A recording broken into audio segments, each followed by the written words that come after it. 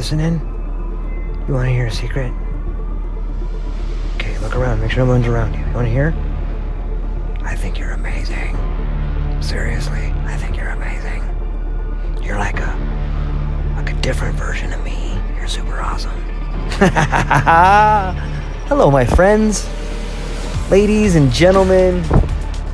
I hope you are having a beautiful day. You know that? I'm serious. I hope your day's going awesome. Yeah! I hope that you're able to look in the mirror, make some good eye contact, and kind of flirt with yourself a little bit. You ever do that? Look in the mirror and be like, hey, why are you so handsome? Maybe you look in the mirror and you're like, hey, sugar there. You been working out? It's kind of fun. It's kind of fun. And you should try it. At the very least, it'll make you smile. At the very least, it'll make you smile. And I think if you can start off your day with a smile, you can start off in the right frame of mind. That's what I think. That being said, I want to start off today with a funny story I heard a while back. Look, man, I ain't falling for no banana in my tailpipe. This is a story about I knew this cat back in the day. I don't know. He was in college, so what was that? I'm 45. So what was that? I don't know, 23 years ago, something like that. Maybe 25 years ago. And he was living with his girlfriend. However, he didn't want his parents to know that him and his girlfriend were, they were lovers. And so one day, his mom came to visit for dinner, and she sat down for dinner with her son and his lovely roommate. And the mom was, just talking to them both, and the mom had obviously noticed, when you're in a relationship, people can tell you're together. For those of you that might be younger, your mom knows, all right? Just listen. Your mom knows. You can't fool your mom. You might think you can fool your mom, but you can't fool your mom, all right? Just for those knuckleheads out there, I know you're going to try, but I'm telling you, it's pointless. So, long story longer, they're sitting down to dinner, and the mom kind of notices their mannerisms a little bit, and the son notices her noticing them. And so the son says, Mom, I know what you're thinking. However, this lovely woman here is not, we are just friends. She's my roommate. When I gave you the tour of the house, I showed you both rooms, and she's a lovely girl. However, we are just friends. We are not in a romantic relationship. And the mom just says, oh, okay, well, no big deal. She's like, I was kind of curious. I was going to ask, but thanks for letting me know. And the mom leaves and goes home. And about a week later,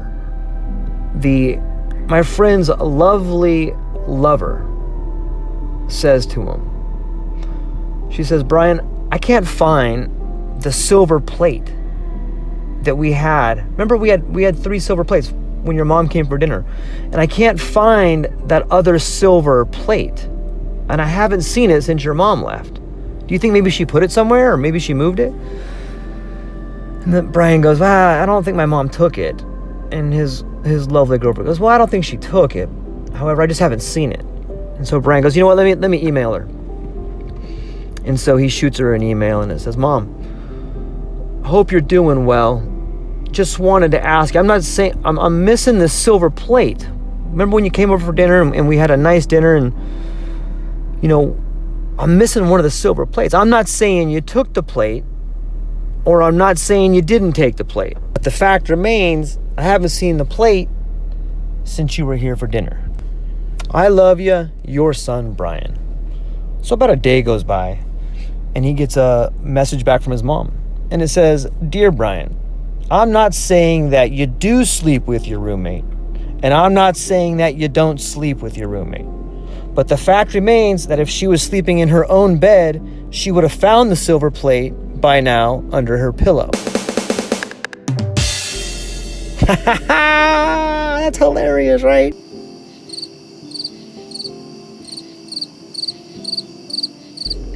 You see that? You try to mess with mom? You try to mess with your mom, she'll get you. You think you know, but moms know best. To my mom, I love you. If you're a mom listening to this, then you are an amazing woman. When I think about all the women I know that are moms, I'm so thankful. I know some beautiful women, and I know some beautiful women listening to this right now, and I want to tell you, you are an awesome mom. If I could be right there with you, I'd give you a big hug and tell you I love you and tell you thank you for being a good mom. It takes a good mom to raise a good man. You guys know that, right? Behind every good man, there's a good woman. We all got our name from a woman, and we all got our understanding of life from a woman. So men should understand that. Women, you should know that too. Be careful who you're raising. Be careful what kind of man you're raising, because you are the first woman that a man ever falls in love with. You teach him. All right, so let's get back into some linguistic abilities here. I've been switching back and forth between strategy and language, and I really think that they're interconnected. For some of you, this is probably going to be just another review of words and things to think about. However, I want to try to do a different series on peculiar, I can't even say that. I would like to try and shed some light on the beautiful, peculiar pieces of language that most people do not even know about or use. That being said, let us begin with a little term known as Anadiplosis. Anadiplosis. Fear leads to anger. Anger leads to hate. Hate leads to suffering. Yoda is known for wrong, his word order getting.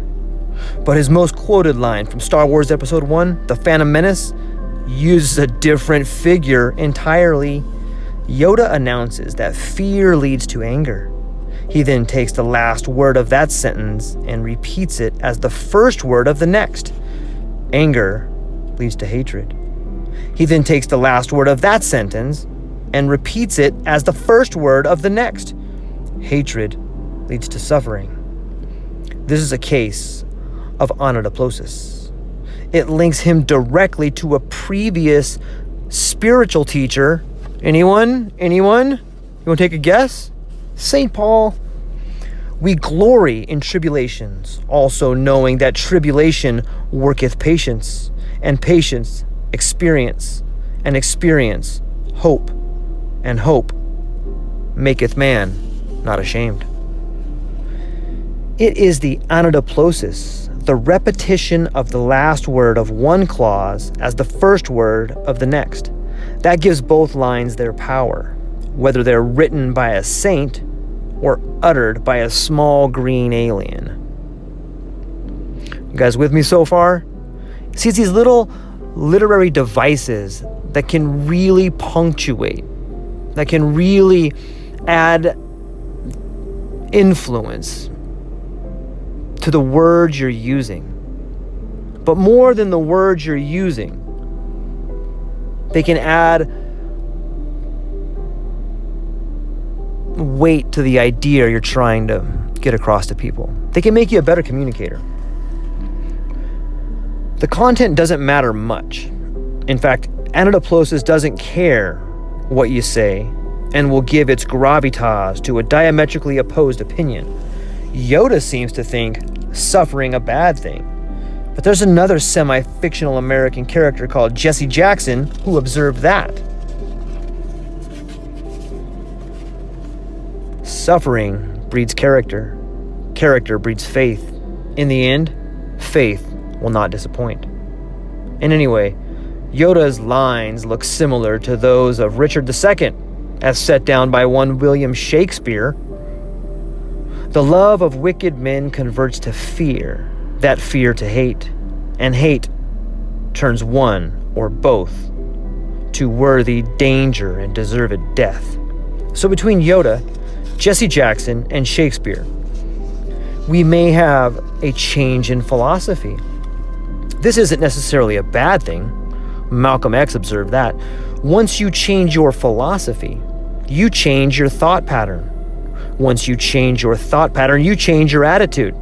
Once you change your attitude, it changes your behavior pattern, and then you go on into some action. And action, in my experience, ends in tiredness and the need for a drink. Drink leads to drunkenness. Drunkenness leads to a hangover. Hangovers cause suffering. Suffering leads to ... But anyway, this chain has gone on for long enough, and one cannot be quite sure where it starts and ends. Only that it sounds lovely because of anadiplosis. Anadiplosis gives the illusion of logic.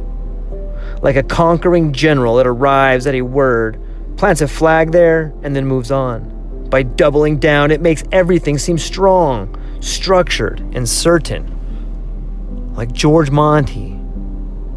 Very handsome, that gentleman. Of course, that doesn't mean that things are strong, structured, and certain.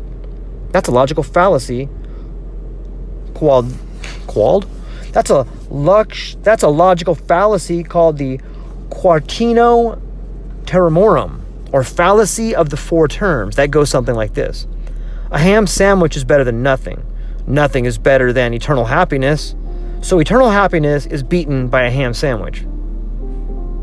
The trick there is that the specific meaning of nothing has been changed from lack of food to impossibility. Yoda could have said that fear leads to running away, and running away leads to safety. If the line had simply been fear leads to anger, which leads to hate, which leads to suffering, it wouldn't have sounded half as good or half as convincing. But with the doubling of anadiplosis, it feels like an inevitable progress. Of course, anadiplosis doesn't have to be used for logic. It can simply add a harmony.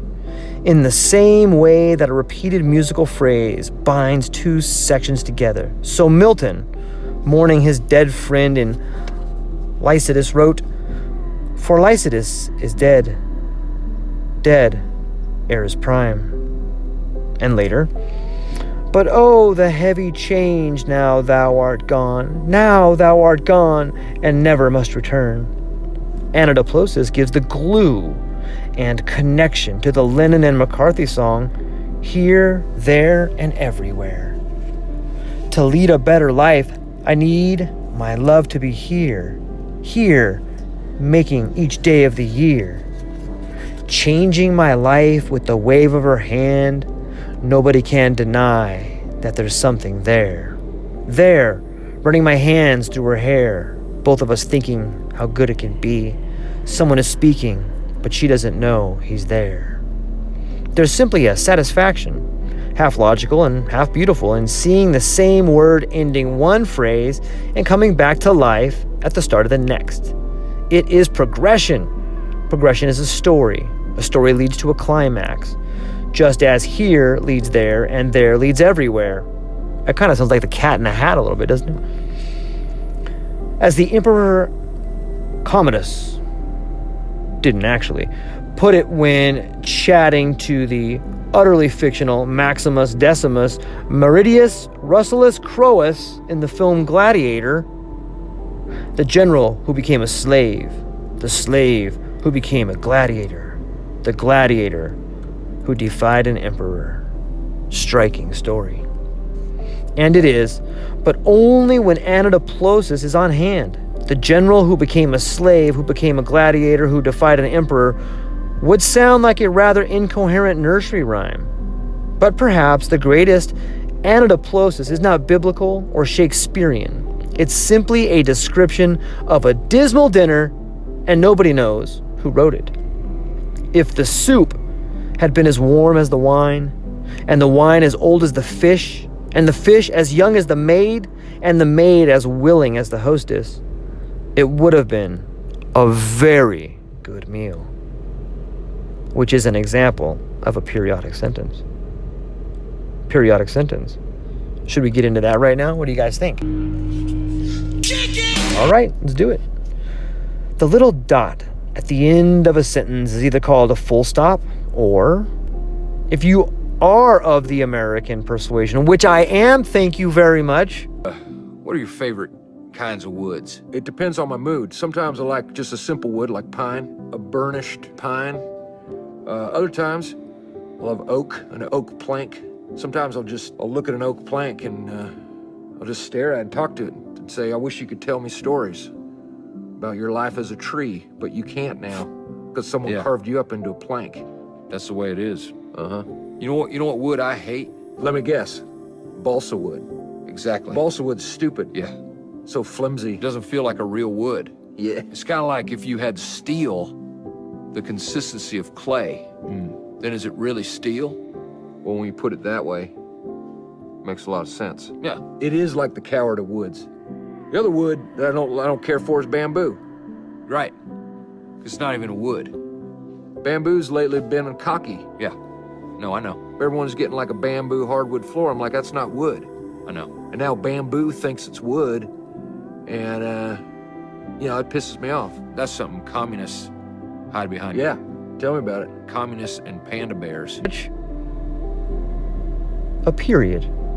In fact, Americans, like me, rather like saying the word period aloud in order to add emphasis, as in, you can't do that, period.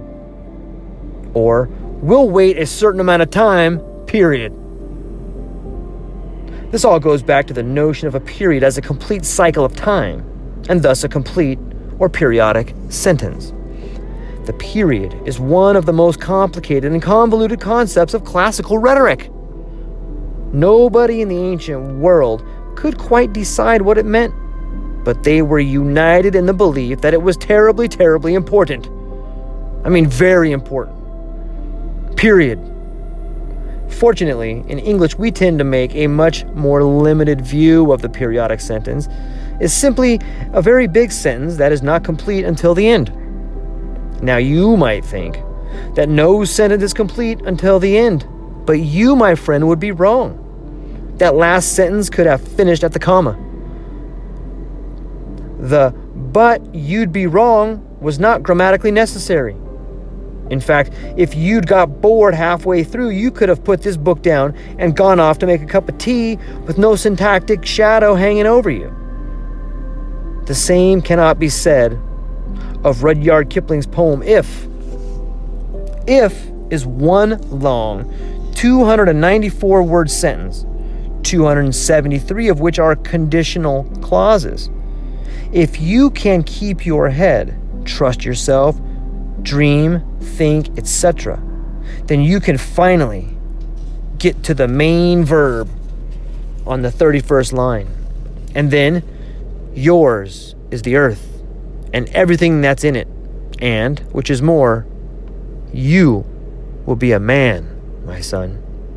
The trick of the periodic sentence is that until you've got to the end, until you've found that clause or verb that completes the syntax, until you finally got to the period of the period, you can't stop.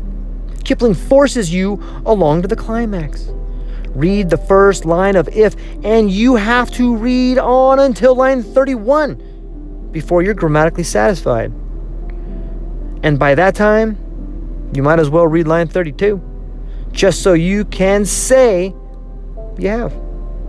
Shakespeare used the same trick, but usually by piling nouns one on top of the other.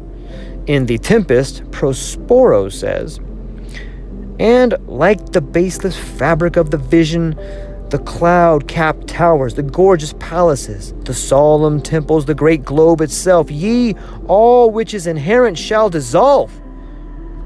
He knew. He knew. The reader can't stop until they get to that main verb. The Tempest example is actually remarkably restrained for Shakespeare. In John of God's death scene in Richard II, the old man is meant to be so ill he can barely speak. One wonders, therefore, how he managed to take a breath deep enough for this periodic parade. The royal throne of kings, this sceptered isle, this earth of majesty, this seat of Mars, this other Eden demi-paradise, this fortress built by nature for herself against infection and the hand of war. this happy breed of men, this little world, this precious stone set in the silver sea, which serves it in the office of a wall, or as a moat defensive to a house against the envy of less happier lands, this blessed plot, this earth, this realm, this England, this nurse, this teeming womb of royal kings, feared by their breed and famous by their birth, renowned for their deeds as far from home for Christian service and true chivalry, as is the sepulchre in stubborn Jewry of the words ransom blessed Mary's son. This land of such dear souls, this dear, dear land, dear for the repetition through the world, is now leased out. I die pronouncing it, like to a tenement or pelting farm. The substance of that sentence is England is now leased out. Everything else is, from the point of view of content, irrelevant. But England is now leased out is much too tedious. The Shakespeare knew that content was not nearly as important as form. Think about that. Content is not as important as form. If you want to know what actually happened to Richard II, read a history book. Shakespeare is in it for the periods. So long as you remember not to blurt out your main verb too early, so long as you begin clause after clause with when or if or thought or while or so long as you have very large lungs that you can keep you going through 14 opposite clauses for England, despite the fact that you're on your deathbed, so long as you don't mind being a tad artificial, periodic sentences are a doodle. In the song, every breath you take, even in the midst of a jealous rage, Sting still maintained the self-control to save his main verb for the end of every verse. Every breath you take, every move you make, every bond you break, every step you take, I'll be watching you. That is so creepy. Isn't that creepy? And like everybody listens to that song and thinks it's like a great love story. It's a freaky weirdo. Hey man, I'm a peepin' Tom. My name is Peepin' Sting. Likewise, in the Four Tops, reach out, I'll be there. You have a long series of temporal clauses introduced by the word when before you get your reassurance. However, you don't need to keep using exactly the same structure to stop the sentence finishing. Kipling had his conditional clauses. Shakespeare and Sting, their nouns, but Milton managed to hold off the first verb of Paradise Lost by digging a huge grammatical hole and setting up camp in it like this: of man's first disobedience, and the fruit of that forbidden tree whose mortal taste brought death into the world, and all our woe with loss of Eden, till one greater man restore us, the reign, the blissful seat, sing heavenly muse. Which is an example of what we will be getting on to tomorrow: hypotaxis. And for those of you wondering, this is from a phenomenal book. It's a set of books. This particular one is called The Elements of Eloquence: How to Turn the Perfect English Phrase. And it is by the author, Mark Forsyth. I will, of course, put a link in the show notes. That being said, my friends, I hope that you understand how much I love you, how much the world loves you. I hope you understand that love leads to happiness, and happiness leads to fulfillment, and fulfillment leads to a land called Honolulu. And Honolulu has lakes of chocolate milk. And the lakes of chocolate milk have giant marshmallows that you can lay on. And some of those giant marshmallows that you can lay on grow psychedelic mushrooms that you can eat. And psychedelic mushrooms that you can eat lead to love. You see what I did there? You see what I did there?